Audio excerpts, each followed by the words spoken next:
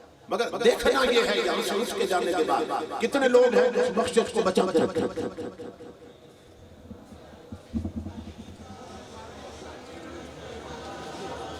اصل کام یہاں سے جانے کے بعد شروع ہوتا ہے.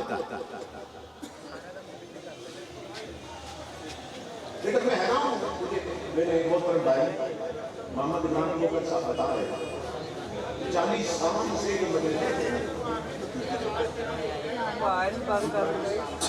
یہ میں بولا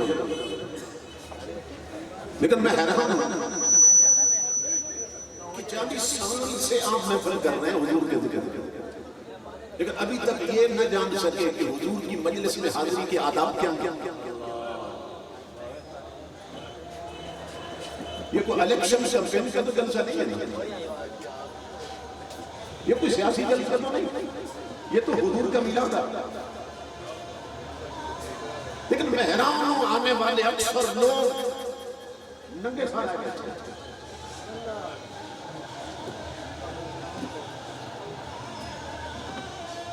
اکثریت ننگے سر آ گئے. جب سے جلسے مسجدوں کے باہر ہونے لگے تب سے جلسوں کا تقدس ختم. اب ایسا لگتا ہے جلسہ نہیں اور کوئی میلہ لگا کہ لوگوں کو یہ معلوم ہی نہیں کہ اسلامی مجلس میں حاضری کے آداب کیا ہیں.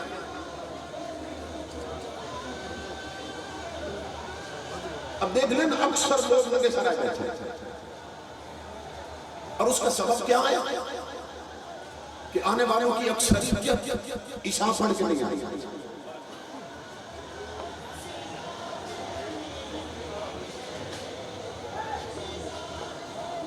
اور وہ لوگ جو جاگتے تھے تو عشاء نہیں پڑھی, وہ یہاں سے اٹھ کے جانے کے بعد جب سو جائیں گے تو اٹھ کے فجر کیسے پڑھے.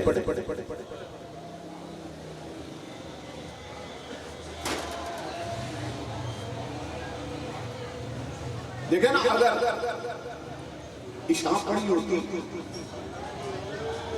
پھر سائے سر پہ چوکی رکھ دیتے تو کپڑا رکھ دیتے اور پھر اسی لباس میں مجلس میں آ جاتے بیٹھتے.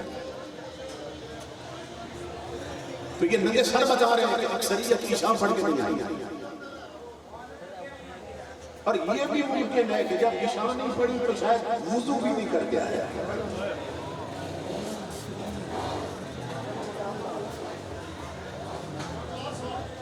امام الانبیاء کے خلاف ہو سکتا ہے کہ لیبرل قسم کا بندہ کہتے ہیں. عمر صاحب نے آتے ہی سختی شروع کر دی, ننگے سر آ گئے تو کیا ہوا, بتاؤں کیا ہو گیا. امام الانبیاء کے خلاف یہ ذہن میں رکھیے اسلام اپنے ماننے والوں کو فرق سکھاتا ہے. فرق سکھاتا ہے کیسے؟ آپ بازار میں ہو تو ننگے سر سکتے ہیں, عادت ہے. دکانوں میں ہو تو ننگے سر ہوتے ہیں, مارکیٹ میں ہو تو ننگے سر ہوتے ہیں, شادی حالوں میں جائیں تو ننگے سر ہوتے ہیں, دفتروں میں ہو تو ننگے سر ہوتے ہیں, اسمبلی حال میں بیٹھے ہیں ننگے سر ہوتے ہیں. لیکن اسلام نے بتایا جب ذکر نبی کی مجلس میں آؤ, جب خدا کے گھر میں جاؤ تو سر ڈھانپ, سر پہ کپڑا رکھو. کیوں؟ تاکہ تمہیں دور سے دیکھنے والا پہچان جائے کہ اتنے بندے عادت میں نہیں بیٹھے, رب کی عبادت میں بیٹھے ہیں.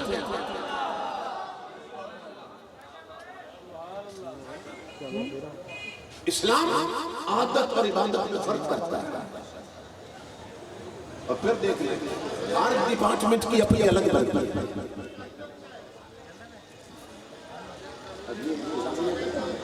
پیچھے لوگ شور مچا رہے ہیں, آواز میں جا رہے ہیں. امام الانبیاء کے خلاف ہر ڈپارٹمنٹ کی الگ الگ ہے. پولیس والے کے ماتھے پہ نہیں لگا ہوتا یہ پولیس والا, آپ اس کی یونیفارم دیکھتے ہیں, وردی دیکھتے ہیں, پہچان جاتے ہیں یہ پولیس والا. فوجی نے کوئی لاکٹ نہیں پہنا ہوتا کہ میں آرمی کا ہوں, آپ وردی دیکھ کے پہچان جاتے ہیں فوج. آکسفورڈ سکول کی الگ وردی ہے بچوں کی, کیمبرج کی الگ وردی ہے. ایجوکیشنل ڈپارٹمنٹ جتنے الگ وردیاں ہیں، اور وہاں تو ایڈمیشن نہیں ملتا اس وقت تک جب تک ان کے قوانین نہیں عمل ہوتے۔ تو سوال یہ ہے امام الانبیاء کے غلاموں، جب یہاں ذکر نبی کی مجلس میں آئے ہو تو پھر اپنے نبی کی وردی میں کیوں نہیں آئے؟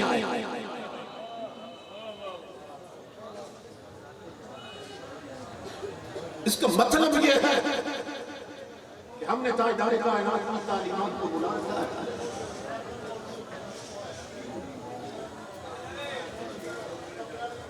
یہ تاجدار کائنات کا جشن،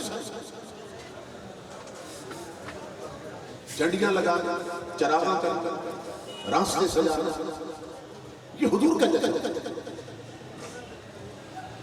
لیکن امام الانبیاء کے غلام و آذان سن کر 5 وقت مسجد میں نماز پڑھنے جانا، یہ رسول کا مشن ہے۔ جو لوگ صرف جشن منائیں اور حضور کا مشن نہ اپنائیں، اسلام کہتا ہے وہ منافق ہے۔ یہ منافقت ہے۔ امام الانبیاء کا جشن بھی شریعت کے ساتھ ہونا چاہیے۔ کاروباری لوگ نہ ہر سال نئے آئٹم ایجاد کر رہے ہیں، میلاد کے نام پہ کہ لوگ خرید لیں گے۔ میں حیران ہوں، یہاں ایک سال لگا ہے جہاں مختلف قسم کے جو جانور ہیں ان کے کھلونے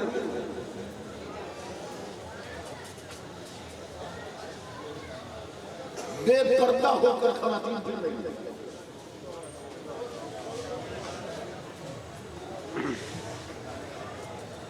اس میں مجھے بتا رہے تھے کہ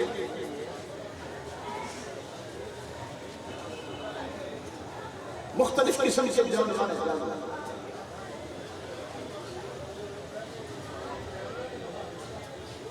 لوگ انجوائے کرتے ہیں۔ ہماری میجارٹی کو معلوم ہی نہیں کہ آج کی رات کا مقام کیا ہے۔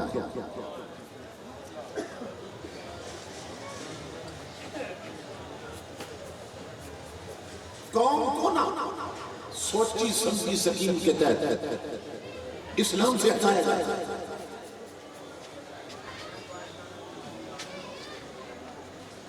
امام الانبیاء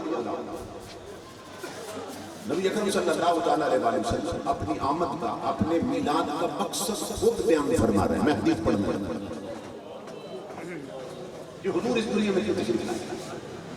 فرمایا انما بعثت معلما، میرے رب نے نا مجھے ٹیچر بنا کے بھیجا، مجھے معلم اور استاد بنا کے بھیجا۔ امام الانبیاء کیوں؟ میں اس لیے آیا ہوں کہ میں شریعت سکھاؤں اور لوگ شریعت سیکھیں۔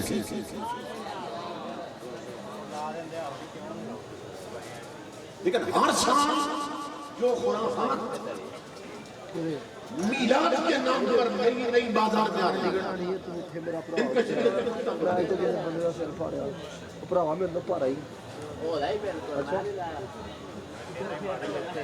امام الانبیاء کو بلاؤ۔ اسلام ایک کمپلیٹ کوڈ آف لائف ہے، مکمل ضابطہ ہے۔ قرآن پاک میں اللہ رب العزت فرماتا ہے یا ایھا الذین آمنوا ادخلوا فی السلم کافہ، اے ایمان والو پورے کے پورے اسلام میں داخل ہو جاؤ، آدھے ٹیچر اور آدھے بچے بن کے نہ رہو۔ دیکھیں نا جن کا ہم میلاد منائیں، اس دنیا میں آنے کے بعد سب سے پہلا کام حضور نے کیا کیا؟ حضور کی اپنی جان سے امام الانبیاء نے سب سے پہلا کام یہ کیا تھا کہ اپنے رب کو سجدہ کیا۔ کتنے افسوس کا مقام ہے کہ جس پیغمبر کا میلاد منانے آئے ہیں وہ اس دنیا میں اپنے رب کو سجدہ کر رہا ہے، اور میلاد میں آنے والوں کی اکثریت عشاء پڑھ کے نہیں آئی، فجر جا کے نہیں پڑھے گی۔ تو یہ پھر کس کو دھوکہ دینے؟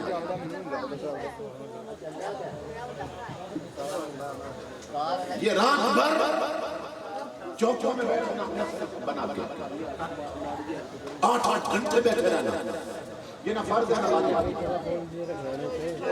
یہ نہ اللہ کا حکم ہے، مگر ہم بیٹھتے ہیں کہ نہیں بیٹھتے؟ بیٹھتے ہیں۔ تو جب فرض و واجب نہیں تو کیوں بیٹھتے ہیں؟ اس لیے اپنا من چاہتا ہے،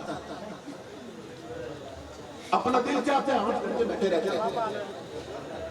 امام الانبیاء کے غلام ہم کتنے نادان کہ وہ 8 گھنٹے کر لیا جسے دل چاہا، 15 منٹ کی وہ عشاء نہ پڑھ سکے جسے رب رسول نے چاہا،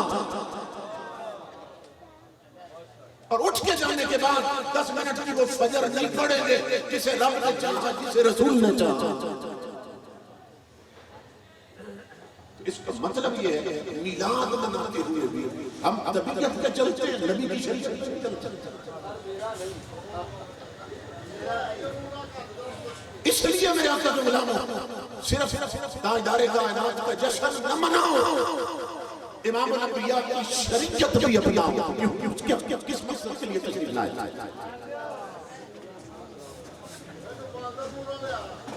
نبی اکرم صلی اللہ علیہ وسلم ارشاد فرمایا کہ سیاتی زمان علی امتی، میری امت پہ ایک وقت آنے والا ہے، اور وہ وقت امام الانبیاء نے فرمایا وقت آنے والا لا یبقى من الاسلام الا اسمہ ولا یبقى من القرآن الا رسمہ، کہ اسلام کا صرف نام رہ جائے اور قرآن کی صرف رسم رہ جائے۔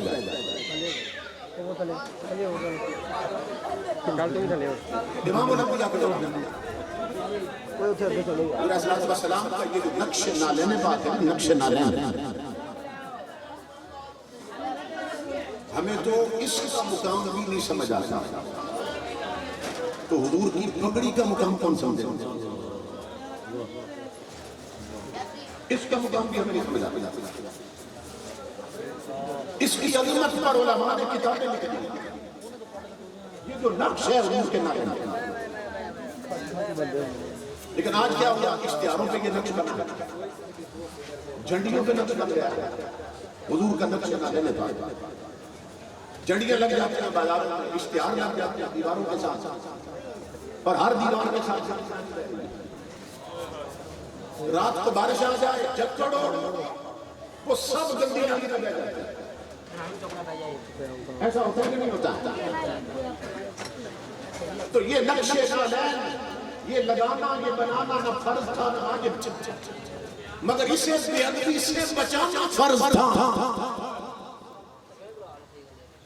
کاروباری لوگوں نے پیسہ کما لیا، انہوں نے بنا دیا، آپ نے خرید لیا، مگر یہ نہ سوچا کہ اس سے تاجدار کائنات کے نالین پاک کی کتنی توہین ہو رہی ہے۔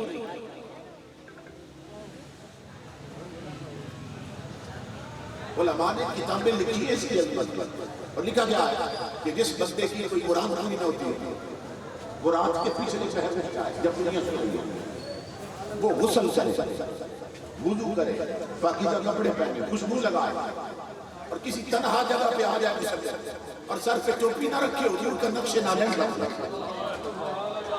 اور عرض کرے مولا دیکھ میرے سر پہ کیا ہے، میں تجھے اس کا واسطہ دیتا ہوں میرے مولا، میری مراد پوری کر۔ علماء لکھتے ہیں کہ نقش اتنی عظمتوں کا حامل ہے کہ اس کے واسطے دینے سے تقدیریں بدل جاتی ہیں۔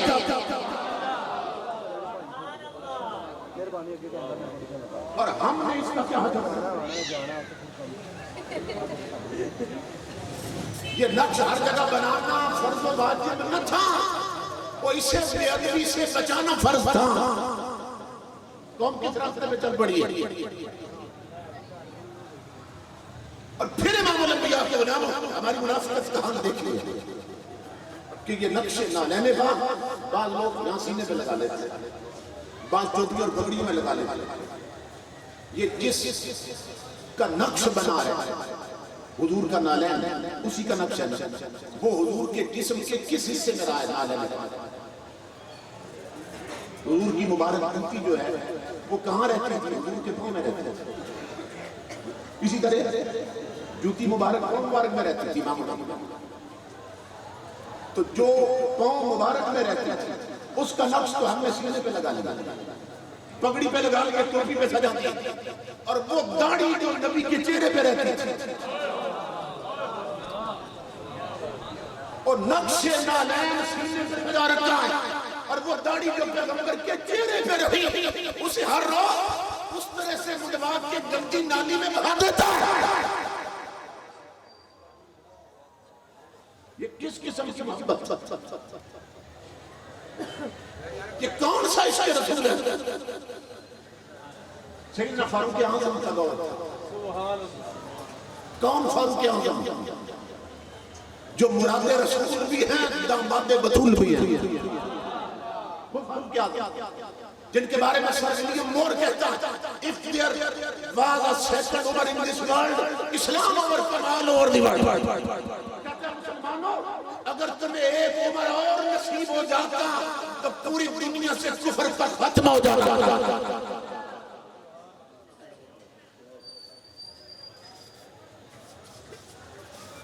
فاروق اعظم کا دور تھا. ایک آدمی نے نا اپنے بیٹے کا نام محمد رکھا. اب ظاہر ہے ان کی محبت میں رکھا تھا. دیکھر سوئے اتفاق وہ جب بڑا ہوا اس نے کسی غریب کو نہ تھپڑ مارا,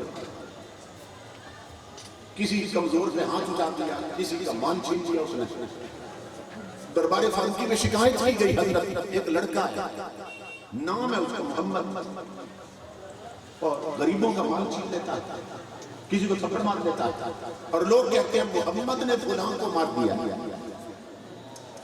محمد نے فلاں کا مال چھین لیا. دربار فاروقی میں شکایت کی گئی.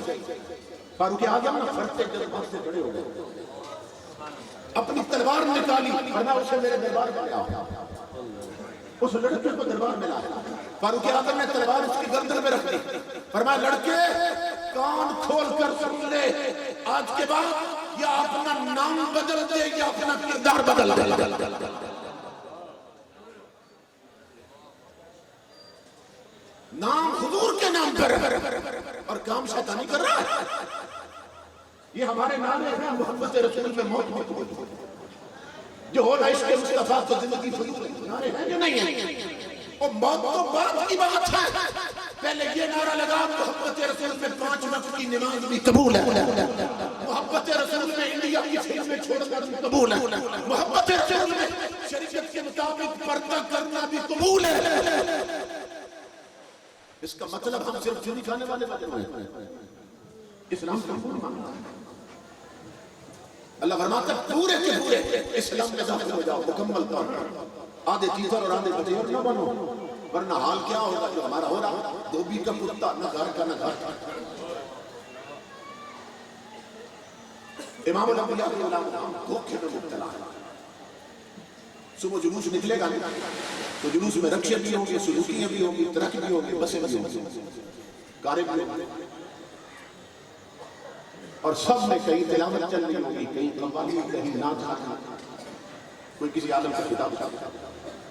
تو یہ توجہ طلب بات ہے کہ یہ کل جتنی ٹریفک ہو رہی جلوس کے اندر یہ اچانک آسمان سے اتری یا پہلے بھی ان سڑکوں پہ چلتی تھی.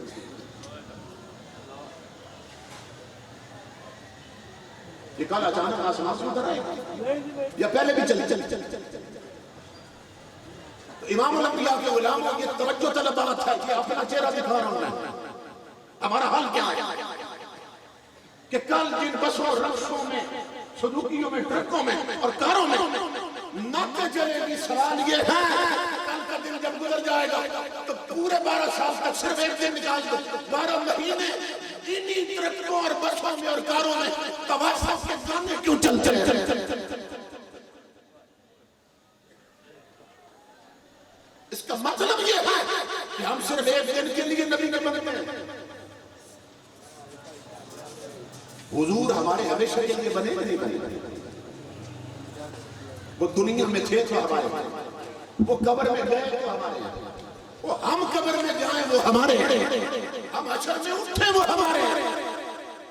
تو مدینے سے آواز آ رہی ہے نادان اپنا کردار دیکھ اور میرا دیکھ. جب میں ہمیشہ کے لیے تیرا بنا تو ہمیشہ کے لیے میرا کیوں نہیں بنا؟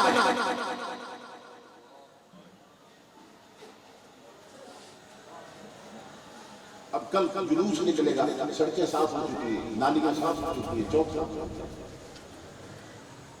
مگر یہ جو ہم نے گلیاں اور سڑکیں صاف کروائی ہیں، ان سڑکوں سے کس نے گزرنا؟ خود ہم نے گزرنا۔ آواز آ رہی ہے تاجدار مدینہ، اگر ضمیر کے کانوں سے سنو، ایمان کے کانوں سے سنو تو آواز آ رہی ہے، او میرے امتی، تو نے وہ گلیاں سڑکیں اور چوک صاف کر لیے جہاں سے تم نے گزرنا، تیری 40-50 سال عمر ہو گئی، تو ابھی تک وہ دل پاک نہ کر سکا جہاں میں نے ٹھہرنا ہے، تو ابھی تک وہ آنکھیں پاک نہ کر سکا جنہیں میں نے جلوہ دکھانا ہے۔ آج تو یہاں کی بات رہ گئی، ٹچ موبائلوں میں فلمی منظر، گھروں میں چلتے ہوئے ٹی وی، کیبل کے کنیکشن، چھتوں پہ لگی ہوئی 2 ڈشیں، اور زہر اگلتے ہوئے ہمارا 150 چینل، ملک بنا ہے کلمے کے نام، بیٹیوں کے سروں سے دوپٹے اتر گئے، ہم نہیں بولے، لباس غیر اسلامی ہو گئے، ہم نہیں بولے، جن گھروں کی 4 دیواریوں میں کبھی نبی کا قرآن گونجتا تھا وہاں انڈیا کے گانے گونجنے لگے، ہم نہیں بولتے، وہ خاندان جن کی بہو بیٹیوں کے پاؤں کی پشت پر بھی غیر محرم کی کبھی نظر نہیں پڑی، آج آپ کے ننگے جسم لے کر بازار میں اتر آئی بولے، کیونکہ مردوں نے منہ میں دہی جما دی۔ مدینے سے آواز آ رہی ہے، میری امت کے مردوں، اب سنو حضور کی حدیث، فرمایا اذا جاء امورکم الی نسائکم فبطن الارض خیر لکم من ظہرہا، حضور فرماتے ہیں میری امت کے مردوں، مردے مت بنو، اگر تمہارے گھر کے سارے فیصلے عورتوں نے کرنے تو امام الانبیاء فرماتے ہیں مردوں، پھر تمہارے لیے زندہ رہنے سے مر جانا بہتر ہے۔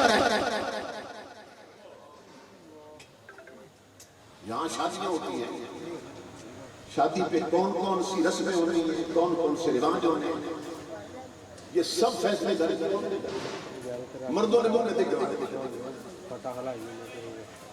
بہو بیٹیوں کا لباس کیسا ہونا چاہیے شادی پہ، یہ فیصلہ عورتوں نے کرنا ہے، اور امام الانبیاء فرما رہے ہیں مردوں مردے مت بنو،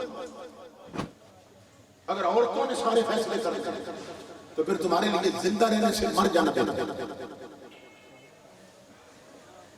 امام الانبیاء کی غلام، آج ہماری اسلامک آئیڈینٹی خطرے میں ہے، ہمارا اسلامی تشخص خطرے میں ہے، اور قلندر لاہوری علامہ اقبال نے بہت پہلے بتایا تھا، آج جو صورتحال بن رہی ہے پہلے بتا دیا تھا کہ وطن کی فکر کرنا دام مصیبت آنے والے،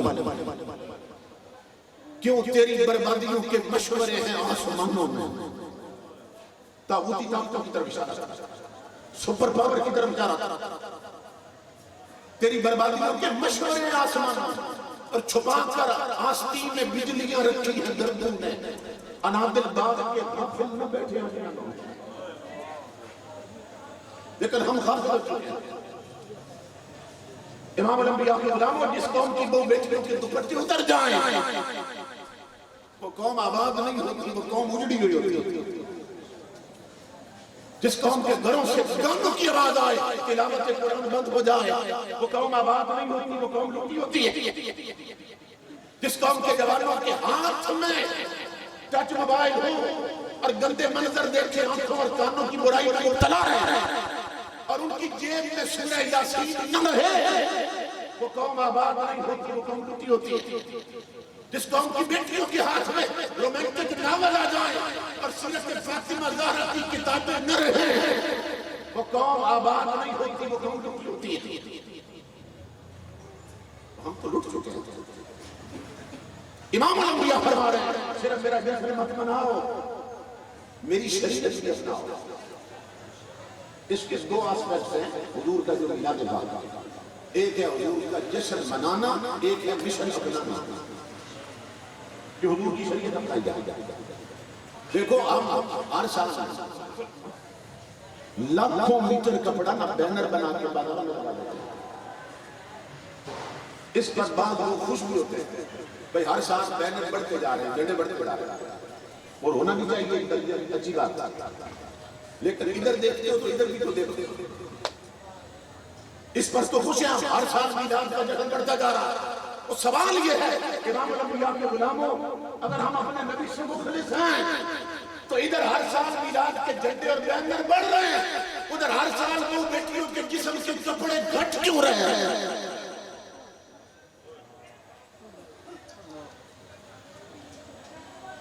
عورتیں پہلے پورا لباس پہنتی تھیں اور ڈھیلا ڈالا لباس ہوتا تھا، پھر اوپر بڑی بڑی چادریں ہوتی تھیں، نقاب کر کے پردہ کر کے گھر سے نکلتی تھی۔ اب دیکھ لیں گے عورتیں شارٹ ڈریس پہننے لگے، آدھے جسم سے کپڑے غائب ہو گئے، گریبان اتنے بڑے کر لیے کہ نیک لائنیں نظر آتی، چاک اتنے اونچے کی گیٹ نظر آتی۔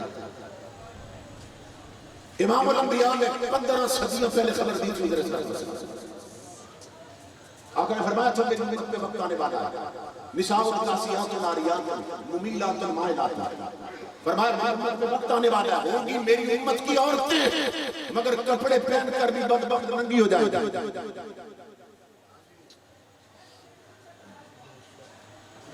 15 صدیوں پہلے حضور نے خبر دی، عورتیں کپڑوں میں ہوگی مگر پوری شریعت کی نظر میں۔ 3 معنی اس حدیث کے تمام شراح حدیث نے بیان کیے جو 15 صدیوں میں نظر آتے ہیں کہ شریعت کی نظر میں عورت کپڑے پہن کر ننگی کیسے ہوتی ہے۔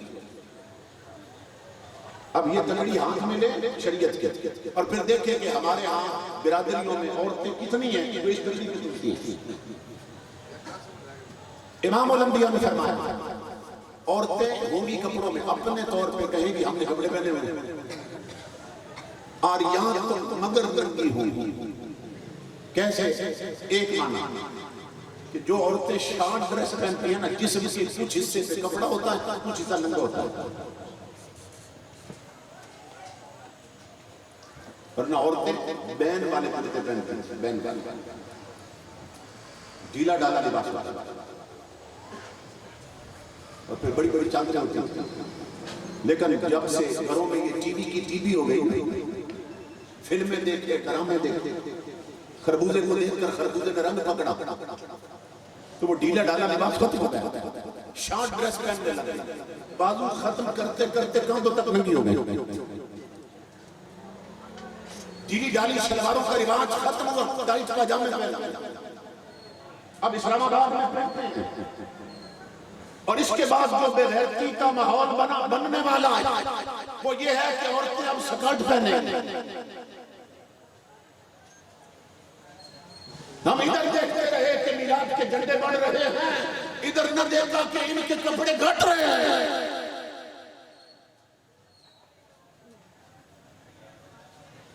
قرآن پاک میں اللہ رب العزت نے فرمایا وَلْيَضْرِبْنَ بِخُمُرِهِنَّ عَلَى جُيُوبِهِنَّ، اے نبی کی امت کی عورتوں اپنے گھروں میں بھی رہو نا، اپنے سینوں پر اپنی چادروں کے پہلو ڈال کے رکھو۔ قرآن کہتا ہے، جس قرآن کو ہم نے الماری میں بند کر کے چھوڑ دیا۔ حیرت کی بات، مسلمانوں کا حال یہ ہوتا ہے کسی مسلمان کے گھر جاؤ تو قرآن پوچھنا پڑتا ہے، قرآن پاک ٹی وی پوچھنے کی ضرورت ہے، ایل سی ڈی پوچھنے کی ضرورت ہے، وہ سامنے سجا رکھی ہے، رب کا قرآن کہیں چھپا رکھا ہے، اور جسے چھپانا تھا اسے سجا رکھا، جسے سجانا تھا اسے چھپا رکھا۔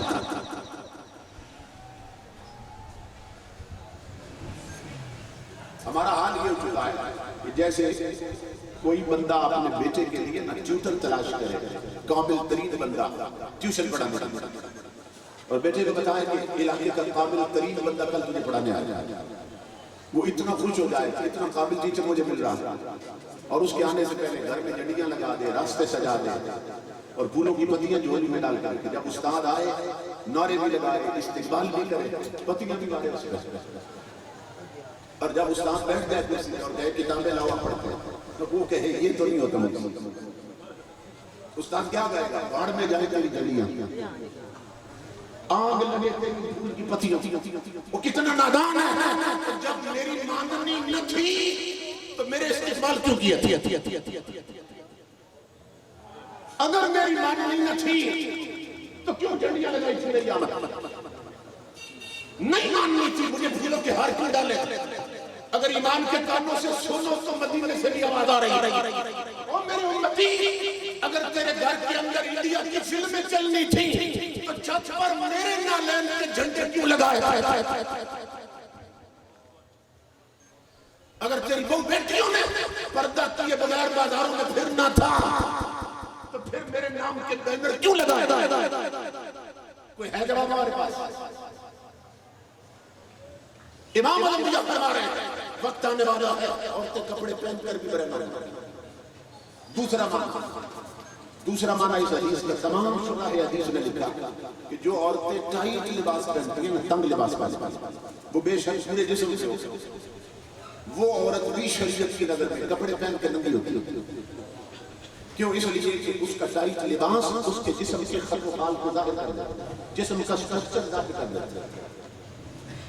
جن حصوں کا چھپانا ضروری تھا وہ ٹائٹ لباس کی وجہ سے خود ابھر کے سامنے آ جاتا ہے۔ تو تمہارے میرے نبی فرماتے ہیں کہ شریعت کی نظر میں ایسی عورت کپڑے پہن کر بھی ننگی۔ اور تیسرا معنی کہ جو عورتیں باریک لباس پہنتی ہیں، گرمی میں پتلا لباس پہنتی ہیں کہ جس سے اندر جسم نظر آتا ہے، امام الانبیاء فرماتے ہیں وہ عورتیں بھی کپڑے پہن کر ننگی۔ آگے حضور نے فرمایا کہ شام ڈریس پہننے والے میری امت میں ہوں گے، یہ ٹائٹ لباس پہننے والے میری امت میں ہوں گے، اور یہ پتلا لباس پہننے والی ہے میری امت میں ہوں گے۔ پھر آگے علامتیں بتائیں گے، ممیلات المائلات، گھروں سے بن سور کر نکلیں گے، بازار جانا میک اپ کر کے نکلیں گے۔ اور آج خامد اتنے بے غیرت ہو چکے جن کے پاس صرف انگریز کی تعلیم ہے، جو انگریز کے کلچر کو اڈاپٹ کر چکے وہ خود کہتے ہیں بیوی کو مطالبہ کرتے ہیں آج بازار کے لیے شاپنگ جانے کا تیار ہے، اسے معلوم ہے وہ کیسے تیار ہوتی ہے۔ اب میک اپ ہو رہا ہے، لپسٹک لگ رہی ہے، سرما ہو رہا ہے، کنگھی ہو رہی ہے، اور یہ شریعت کے خلاف لباس پہنا جا رہا ہے، اور وہ اپنی عزت کو لے کر بازار میں نکلنے والا، اس کی عقل ماری جا چکی، وہ نہیں سمجھ رہا بیوی تو میری تھی، یہ سرخی تو میرے لیے لگا رہی تھی، میرے سامنے تو نہیں تھی سرخی لگی ہوئی، یہ بننا سورنا تو میرے لیے تھی، میرے سامنے تو نہیں سمری ہوئی تھی، یہ آخر اتنا بن سور کر بازار کس کس کو دکھانے جا رہی ہے؟ دل کے پھپولے جل اٹھے سینے کے داغ سے، اس گھر کو آگ لگ گئی گھر کے چراغ سے۔ علامہ اقبال قلندر لاہوری، لارڈ ویلنگٹن نے اس کو کہا، اقبال کو مصور پاکستان کا کردار دیکھا، اس نے کہا میں تمہیں جنوبی امریکہ کا گورنر بنا دوں، کتنی بڑی آفت ہے، لیکن شرط یہ ہے کہ وہاں کی جتنی سرکاری تقاریب ہوگی نا، اقبال کو کہا تمہاری بیگم سب سے ساتھ ہے۔ اقبال جلال ہے، اقبال نے کہا میں گناہگار ضرور ہوں، مجھ میں کوتاہیاں ہیں، مگر سن اللہ کی عزت کی قسم میں بے غیرت نہیں ہوں کہ دنیا کے عہدے کے لیے اپنی بیوی کو بازار میں لے آؤں۔ ہم کس راستے جس پیغمبر کا میلاد منا رہے ہیں، اگر میری ماں بہن بیٹھ کے سن رہی ہے غور سے سنا ہے، جنگ ہوتی ہے، کافروں کی عورتیں بھی قیدی بن جاتی ہیں، کافر بھی قیدی بنتے ہیں، ان کی عورتیں بھی قیدی بنتی ہیں۔ ان قیدی عورتوں میں حاتم طائی کی بیٹی بھی تھی، جس کا دوپٹہ سر کا نہ کہیں گر گیا تھا دکم پہ۔ اصحاب رسول کہتے ہیں جب حضور کی نظر پڑی کافر کی بیٹی تھی، اللہ کا حبیب دوڑ پڑا اس کی طرف، اور اس کے قریب پہنچتے ہی امام الانبیاء نے اپنی وہ کالی کملی جس کی عظمت کی فرشتے قسمیں کھاتے ہیں اپنے کانٹے سے اتار کر کافر کی بیٹی کے سر پہ ڈال دی، اور آقا نے فرمایا بیٹی اپنا سارا جسم سانپ لو، اس کی چیخ نکل گئی، کہنے لگی محمد عربی یہ بات میری سمجھ میں نہیں آ رہی، آج تک اتنی محبت کے ساتھ میرے سر پہ چادر میرے سگے باپ نے نہیں رکھی، آپ دشمنوں کے سر ڈھانپ رہے ہیں۔ امام الانبیاء مسکرائے فرمایا تو ابھی نبی کی شریعت نہیں جانتی، تو ابھی دین سے آشنا نہیں، سن میرا پیغام یہ ہے کہ بیٹی کافر کی ہو پھر بھی بیٹی ہوتی ہے۔ میرے آقا کے غلاموں، جس پیغمبر نے کافر کی بیٹی کا ننگا سر دیکھا، دل اتنا تڑپا تھا کہ اپنی چادر اس کے سر پہ ڈال دی. آج اس نبی کا کلمہ پڑھنے والے ہیں صرف سر ننگے نکلی، آدھے جسم ننگے کر کے بازاروں میں نکلی ہوئی. بتاؤ حضور کے دل پہ کیا بیت رہی ہو رہی. یہ لاکھوں میٹر کپڑا بینر بنا کر ہم بازاروں میں لگا دیتے ہیں، یہ ہماری خوشی ہے کہ ہمیں حضور مل گئے. لیکن مدینے سے آواز آ رہی ہے، اتنا کپڑا تم نے بازاروں میں لگایا، یہ تیری خوشی ہے. اگر جوان بہو بیٹی کو گھر سے نکالتے وقت صرف 2 میٹر کپڑے کا پردہ کروا دیتا تو میری خوشی تھی. کتنے لوگ ہیں جنہوں نے گھر کا ماحول بنا رکھا. میری باتیں کڑوی ہیں لیکن ظاہر ہے دوائی کڑوی ہوتی ہے. میں دوائی دے رہا ہوں اس لیے کہ ہمارے ہاں اتنے مرد لگ چکے ہیں امام الانبیاء کے غلاموں کہ ہم نے شریعت کا وہ حصہ بنایا ہے جو اپنی طبیعت سے نہیں سکتا. جس کو اپنا کر طبیعت کے بوجھ پڑتا ہے نا اسے ہم نے چھوڑ دیا. تاجدار کائنات کا فیضان بھی جاری کا ساری صرف یہ ہے کہ ہمارے اندر وفا نہیں ہوئی. عملاً غلام بنو حضور کے عملاً غلام، ورنہ یہ سب کچھ ایک نام ہوتا ہے. اتنے جھنڈے اور یہ سارا کچھ اور گھر میں شریعت میں وہ بیٹیوں کا لباس اسلامی نہیں. بچہ ابھی کچھ سیکھنے کے قابل ہوتا، ہم سوچتے ہیں پہلے انگلش میڈیم سکول میں بھیجو. مسلمانوں کا کلچر یہ نہیں ہے، حضور کی تعلیم یہ نہیں ہے، یہ کافر کا کلچر ہے. اس کی اولاد کو سیکھنے کے قابل ہو تو سب سے پہلے اس کی گھٹی میں دنیا کی تعلیم ڈالتا ہے. لیکن مومن کا کلچر کیا ہے، ہماری تعلیم اور تمدن کیا ہے کہ مسلمان کا بیٹا جب کچھ سیکھنے کے قابل ہو تو اس کی گھٹی میں سب سے پہلے نبی کا قرآن رکھتا ہے. تو کتنے ہیں جو اپنے بچوں کو قرآن پڑھاتے ہیں؟ بعض بدبخت تو یہ بھی سننے میں آئے کہتے ہوئے کہتے ہیں کہ اگر ادھر قرآن پاک کی طرف لگا لیا تو اس کے 2 سال ضائع ہو جائے. اس کے 2 سال ضائع. آج ہم اسی لیے ذلت کا شکار ہیں اور پریشانیاں بڑھتی جا رہی ہیں. امام الانبیاء کے غلام جو اصحاب رسول تھے، جن کے عمل کو جن کے ایمان کو اللہ رب العزت نے ہمارے لیے مومن بنا دیا کہ مومن بننا ہے تو صدیق اکبر جیسے بنو، فاروق اعظم جیسے بنو، حضرت عثمان اور حضرت علی جیسے بنو، اصحاب رسول جیسے بنو. اگر مومن بننا پھر کیا ہوگا؟ تمہارے قدم بعد میں اٹھیں گے، منزلیں خود بڑھ کے تمہارا استقبال کریں گے. ان کا کردار کیا تھا؟ امام الانبیاء کے غلام. آج ہمارے یہاں کنسپٹ یہ ہے اور تصور یہ ہے، کسی کی شادی ہوتی ہے تو پہلے اگر نماز پڑھتا بھی تھا شادی والے دن وہ بھی نماز پڑھتا نہ دلہن نماز پڑھتی ہے نہ دلہن نماز پڑھتی ہے.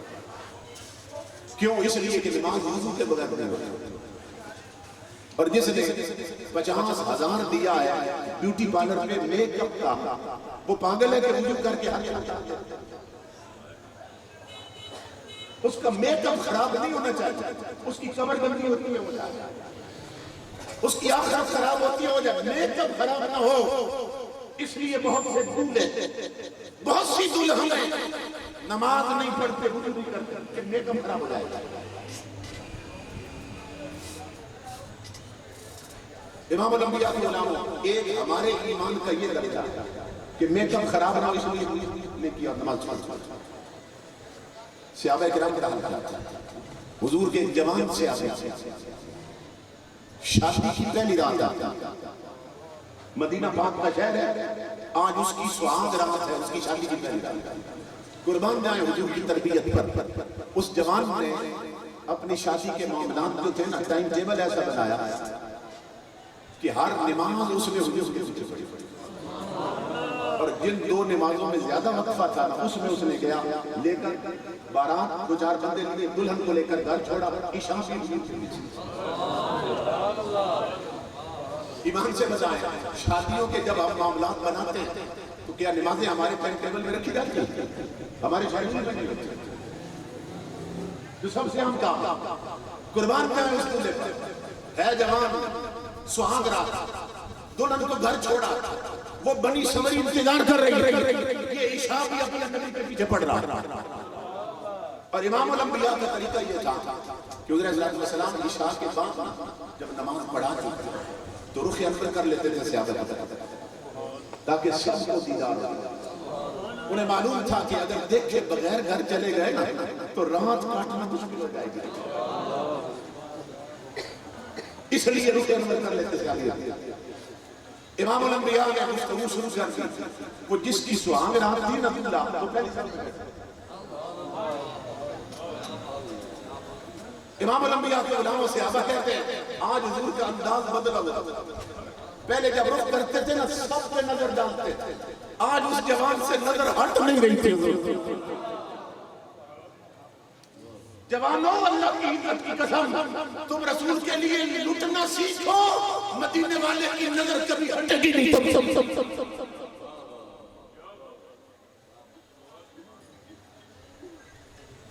نظر ٹکی ہے اس جوان پر۔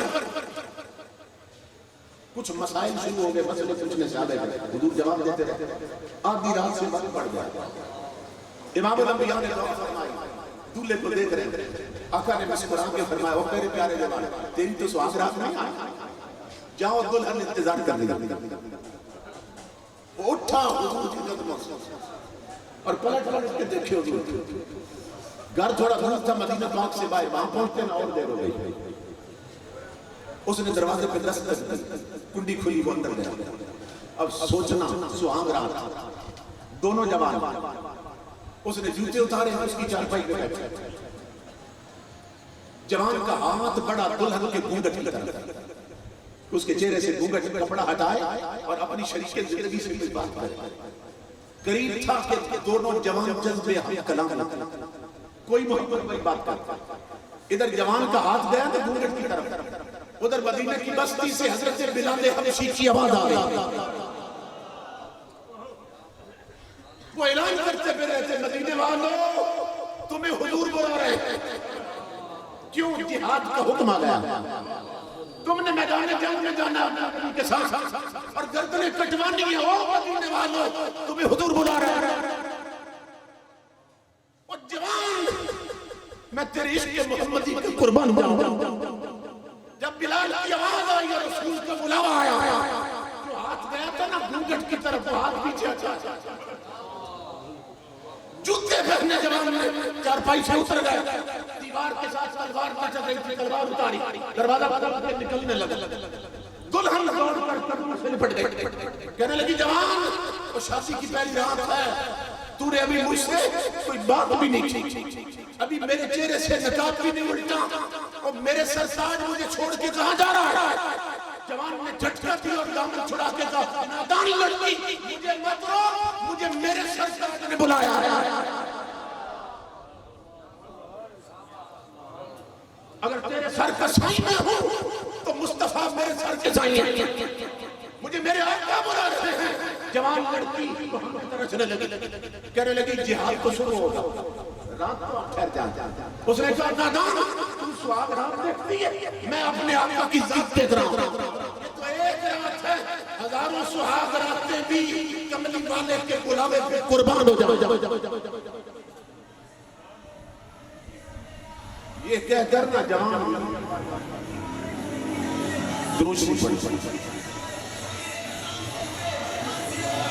نعرہ تکبیر، نعرہ رسالت، نعرہ تحقیق، نعرہ حیدری، نعرہ حیدری، نعرہ حیدری، نعرہ تکبیر، نعرہ رسالت، نعرہ تحقیق، نعرہ حیدری، نعرہ غوثیہ، تاج دار ختم نبوت، مل کے سارے تاج دار ختم نبوت، لبیک لبیک لبیک یا رسول اللہ۔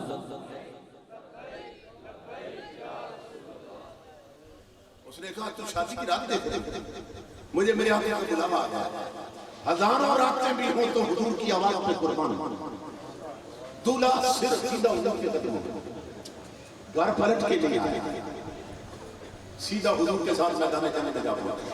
جب جنگ کا تنور گرم ہو گیا وہ گھس گیا جنگ کرنے کے لیے، آقا کی نظر اسے ہٹ نہیں رہی تھی. حضور خیمہ کے باہر دیکھ رہے تھے, سر سے پاؤں تک کو زخمی ہو گیا. کئی کافر اس نے شکست کر دی. ایک نیزہ سینے سے پار ہوا تو جوان زمین پہ گر گیا. صحابہ دوڑے, کہا جوان اگر پیاس ہو تو منہ میں پانی رکھ دیں, بھوک ہے تو کھجور ڈال دیں منہ میں. جوان کہنے لگا حضور کے غلاموں, میرا آخری وقت آ گیا, مجھے نہ کھجوروں کی طلب ہے نہ پانی کی طلب. اگر ہو سکے تو اس یار تک لے جاؤ جس کے لیے سہاگ رات لٹائی ہے. میں امام الانبیاء کے قدموں میں جان دینا چاہتا ہوں, مجھے لے چلو حضور کے قدموں تک. صحابہ نے سہارا دیا کہ حضور تک لے جاتے. اب سننا جوانوں, مدینے والے کی رجبالی دیکھ رہے تھے. امام الانبیاء نے آواز دی, صحابیوں اسے وہیں چھوڑ دو, ادھر نہیں لانا. صحابہ نے عرض کیا کہ اس کا آخری وقت آپ کے قدموں میں جان دینا چاہتا.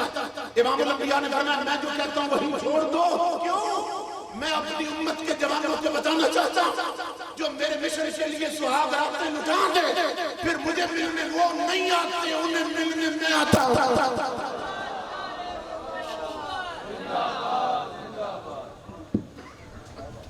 اس جوان کا مقدر دیکھو اس کی طرف امام الانبیاء اور آقا پہنچتے ہی حضور نے اس کا خاں قانون سر جھولی میں رکھ دیا اور جھک کر حضور نے پیشانی چومی. اس نے ایک نظر ڈالی چہرے مصطفیٰ پر, اس کے اوپر اصحاب رسول کہتے ہیں کہ ہم نے حضور کے چہرے پہ نہ یہ دو منظر پہلی دفعہ دیکھا. کیا کہ ہونٹوں پہ مسکراہٹ تھی, آنکھوں سے آنسو گر رہے. ہم نے ہاتھ جوڑے اللہ کے حبیب, یہ دو منظر چہرے اقدس پہ نظر آ رہے ہیں, آنکھوں سے آنسو گر رہے ہیں اور ہونٹوں پہ مسکراہٹ کھیل رہے ہیں. آقا یہ کیا ہے؟ فرمایا تم ٹھیک کہہ رہے ہو. رونا اس لیے آیا کہ بہت پیارا جوان جلدی بچھڑ گیا اور ہنسی سے لیے رہا ہوں کہ اللہ کی عزت کی قسم میرے اس جوان عاشق نے کوئی گھاٹے کا سودا نہیں کیا. ہنسی سے لیے رہا ہوں کہ اس نے دنیا کی ایک عورت قربان کی ہے, میری آنکھیں دیکھ رہی ہیں جنت کی 70 حوریں اس کی بیوی بن کے میدان میں اتر آئی ہیں. اس کی روح سے ایمان کرنا ہے.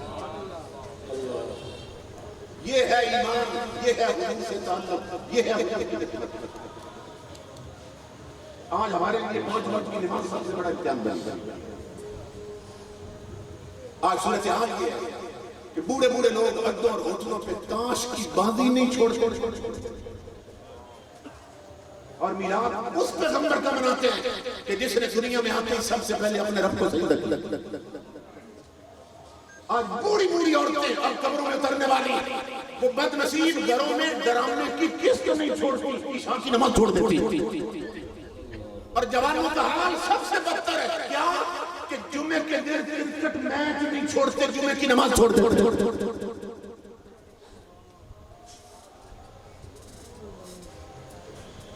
یہ کیسا سازش ہے حضور کے ساتھ. اس لیے میرے آقا کے غلام جو فیکٹس ہیں, جو ریئلٹیز ہیں, جو حقیقتیں ہیں, میرے بھائیوں نے برادری نے دیگر دوستوں اتنی محنت کی, اتنا پیسہ خرچ کیا, مہنگائی کے اس دور میں اتنا پیسہ خرچ کیا اور مجھے پنڈی سے بلایا صرف اس لیے نہیں کہ میں یہاں کے آپ کی طبیعت کی بات کروں, میں اس لیے آیا ہوں کہ اپنے نبی کی شریعت کی بات کروں. قوم قانون کی عیاش بن چکی ہے, ذہنی تشویش کا شکار ہے. قرآن پڑھو, حدیث پڑھو, یہ بور ہو جاتا ہے. فلمی گانوں کی طرح ساری رات شامل ہوتی رہتی ہے, یہ تازہ دم جاتا ہے. اس لیے میرے آقا کے غلاموں میرا پیغام ہے تجھ کو سنبھلنا تو ہے, اب وقت سنبھل جا. آج کیا ملا امام الانبیاء کے غلاموں میں چیک کر رہا ہوں, وہ وڈے جو ان سے ٹکراتے رہے. تم تخت و تاج والے اپنا سیکورٹی گارڈ ہٹاؤ, تم بھی کسی میدان میں آ جاؤ, تم سارے آ جاؤ. میں امیر المجاہدین کا صرف جوتا لاتا ہوں, تمہیں تمہاری اوقات سمجھ آ جائے گی. تم جوتوں میں ڈوب جاؤ گے, اس کا جوتا بھی پھولوں میں ڈوب جائے گا.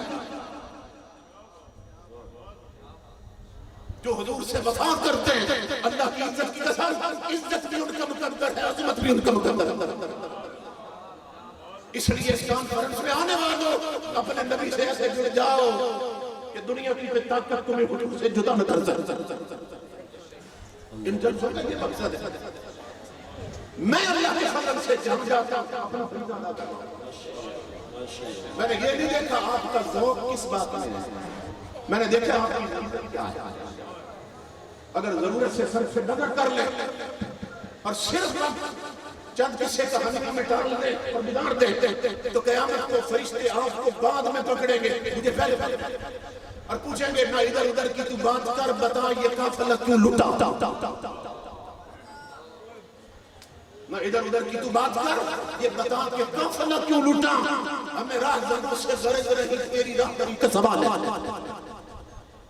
اس لیے خدا کے لیے محمد عربی کے غلام ہو. اب اگر مجلس میں آئے ہو نا تو جا کے فجر چھوڑ دینا. تم آقا کے ذکر کے لیے آئے, آپ کے مدینے والے کو خوش کر دیا, فجر چھوڑ کے یار کو کبھی ناراض نہ کر دے. اس لیے یہ دیکھنا ہے حضور کی خوشی کس جگہ ہے, اپنے آپ کو حضور سے دیکھنا. اور یہ آخری پیغام ہے میرا کہ لذت عشق نبی دل میں بسائے رکھنا یہ خزانہ ہے جو سے بچائے رکھنا. میں بارے دیگر اپنے محترم بھائی محمد فاروق صاحب, محمد عمران کھوکر صاحب اور محمد ساجد کھوکر صاحب جو لندن میں, وہاں سے انہوں نے فون کیا, فاروق صاحب نے مدینہ پاک سے فون کیا, عمران صاحب نے یہاں سے فون کیا, مجھے پابند کیا یہاں حاضری کے لیے. بہت دل خوش ہوا کہ تینوں طرف حضرت صلی اللہ علیہ وسلم کی اچھا. اللہ رب العزت سب کو عملاً حضور کا غلام بنائے اور سب کے حال پر مقرر فرمائے. وما علینا الا البلاغ. نعرہ تکبیر, نعرہ رسالت, نعرہ تحقیق, نعرہ حیدری.